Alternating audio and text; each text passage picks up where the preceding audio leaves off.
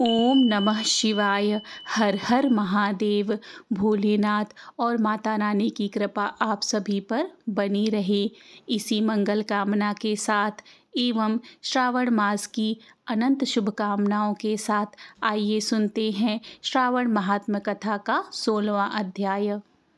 इस अध्याय में ईश्वर ने शीतला सप्तमी व्रत की कथा एवं विधान का वर्णन किया है।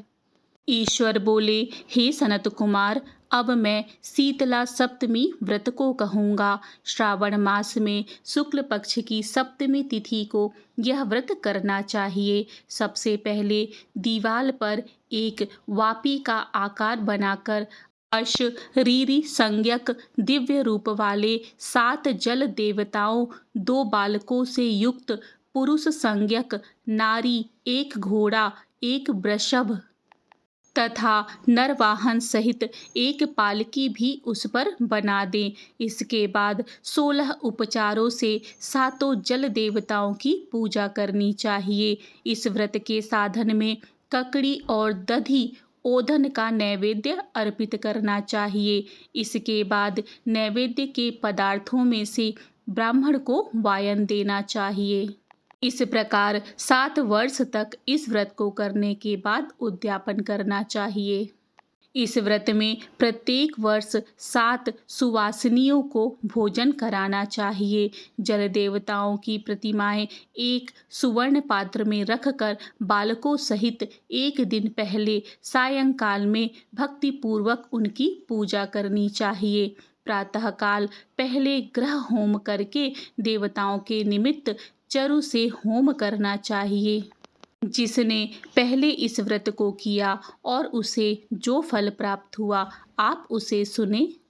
सौराष्ट्र देश में शोभन नामक एक नगर था। उसमें सभी धर्मों के प्रति निष्ठा रखने वाला एक साहूकार रहता था।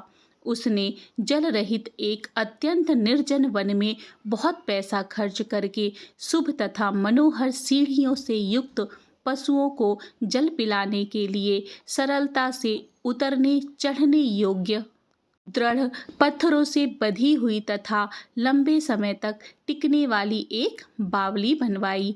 उस बावली के चारों ओर थके राहगीरों के विश्राम के लिए अनेक प्रकार के वृक्षों से शोभायमान एक बाग लगवाया। लेकिन वह बावली सूखी ही रह गई और उसमें एक बूंद पानी नहीं आया। साहूकार सोचने लगा कि मेरा प्रयास व्यर्थ हो गया और व्यर्थ ही धन खर्च किया। इसी चिंता में विचार करता हुआ वह साहूकार रात में वहीं सो गया। तब रात्रि में उसके स्वप्न में जल देवता आए और उन्होंने कहा कि हे धनद, जल के आने का उपाय तुम सुनो। यदि तुम हम लोगों के लिए आदर पूर्वक अपने पौत्र की बलि दो तो उसी समय तुम्हारी यह बावली जल से भर जाएगी। यह सपना देखकर साहूकार ने सुबह अपने पुत्र को बताया। उसके पुत्र का नाम द्रविण था और वह भी धर्म कर्म में आस्था रखने वाला था। वह कहने लगा, आप मुझ जैसे पुत्र के पिता हैं। यह धर्म का कार्य है, इसमें आपको ज़्यादा विचार नहीं करना चाहिए। यह धर्म ही है जो स्थिर रहेगा और पुत्र आदि सब नश्वर हैं। अल्प मूल्य से महान वस्तु प्राप्त हो रही है, अतः यह क्रय अति दुर्लभ है। इसमें लाभ ही लाभ है।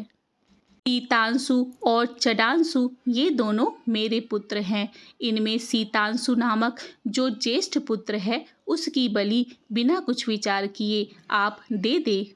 लेकिन पिताजी, घर की स्त्रियों को यह रहस्य कभी ज्ञात नहीं होना चाहिए। उसका उपाय ये है कि इस समय मेरी पत्नी गर्भ से है और उसका प्रसव काल भी निकट है, जिसके लिए वह अपने पिता के घर जाने वाली है। छोटा पुत्र भी उसके साथ जाएगा। हे तात, उस समय यह कार्य निर्विघ्न रूप से संपन्न हो जाएगा। पुत्र की यह बात सुनकर पिता उस पर अत्यधिक प्रसन्न हुए और बोले, हे पुत्र, तुम धन्य हो और मैं भी धन्य हूँ जो तुम जैसे पुत्र का मैं पिता बना। इसी बीच सुशीला के घर से उसके पिता का बुलावा आ गया और वह जाने लगी। अब उसके ससुर तथा पति ने कहा कि यह ज्येष्ठ पुत्र हमारे पास ही रहेगा, तुम इस छोटे पुत्र को ले जाओ।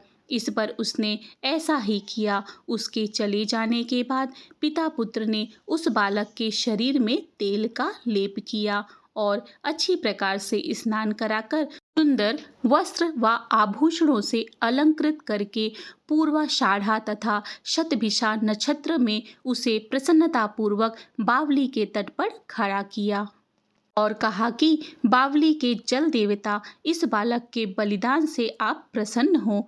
उसी समय वह बावली अमृत तुल्य जल से भर गई। वे दोनों पिता पुत्र शोक व हर्ष से युक्त होकर घर की ओर चले आए। सुशीला ने अपने घर में तीसरे पुत्र को जन्म दिया और 3 महीने के बाद अपने घर जाने को निकल पड़ी। मार्ग में आते समय वह बावली के निकट पहुंची। उस बावली के जल से भरा हुआ देखकर तो वह बहुत आश्चर्य में पड़ गई। उसने उस बावली में स्नान किया और कहने लगी कि मेरे ससुर का परिश्रम व धन का व्यय सफल हुआ। उस दिन श्रावण माह के शुक्ल पक्ष की सप्तमी तिथि थी और सुशीला ने शीतला सप्तमी नामक शुभ व्रत रखा हुआ था। उसने वहीं पर चावल पकाए और दही भी ले आई। इसके बाद जल देवताओं का विधिवत पूजन करके दही, भात तथा ककड़ी का फल नैवेद्य अर्पण किया तथा ब्राह्मणों को वायन देकर साथ के लोगों के साथ मिलकर उसी नैवेद्य अन्न का भोजन भी किया। उस स्थान से सुशीला का ग्राम 1 योजन की दूरी पर था।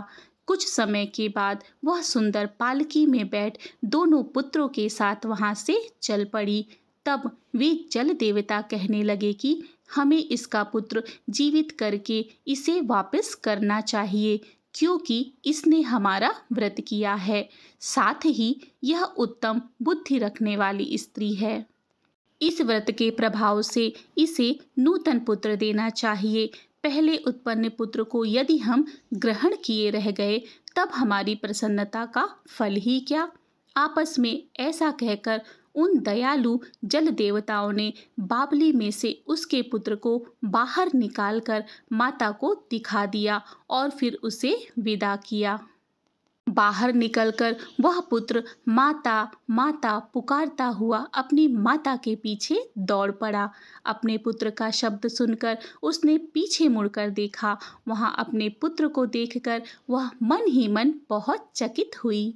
उसे अपनी गोद में बिठाकर उसने उसका माथा सूंघा, किंतु यह डर जाएगा इस विचार से उसने पुत्र से कुछ नहीं पूछा।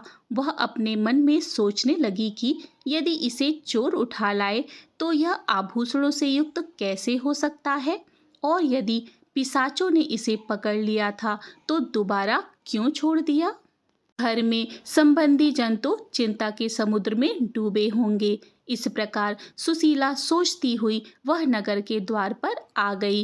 तब लोग कहने लगे कि सुशीला आई है। यह सुनकर वे पिता पुत्र अत्यंत चिंता में पड़ गए कि वह ना जाने क्या कहेगी और उसके पुत्र के बारे में हम क्या जवाब देंगे।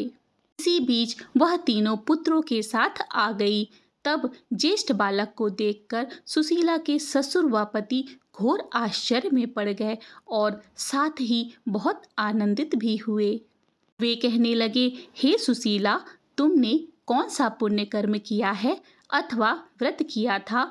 हे भामिनी, तुम पतिव्रता हो, धन्य हो और पुण्यवती हो। इस शिशु को मरे हुए 2 माह बीत चुके हैं और तुमने इसे फिर से प्राप्त कर लिया। वह बावली भी जल से परिपूर्ण है। तुम एक पुत्र के साथ अपने पिता के घर गई थी, लेकिन वापस तीनों पुत्रों के साथ आई हो। हे शुभ्रु, तुमने तो कुल का उद्धार कर दिया है। हे सुभानने, मैं तुम्हारी कितनी प्रशंसा करूं। इस प्रकार ससुर ने उसकी प्रशंसा की।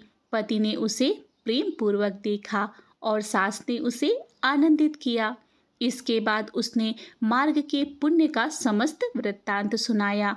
अंत में उन सभी ने मनोवांछित सुखों का उपभोग करते हुए बहुत ही आनंद प्राप्त किया। हे वत्स, मैंने इस शीतला सप्तमी व्रत को आपसे कह दिया है। इस व्रत में दधी, ओदन, शीतल, ककड़ी का फल शीतल और बावली का जल भी शीतल होता है तथा इसके देवता भी शीतल होते हैं। अतः शीतला सप्तमी का व्रत करने वाले तीनों प्रकार के तापों के संताप से शीतल हो जाते हैं।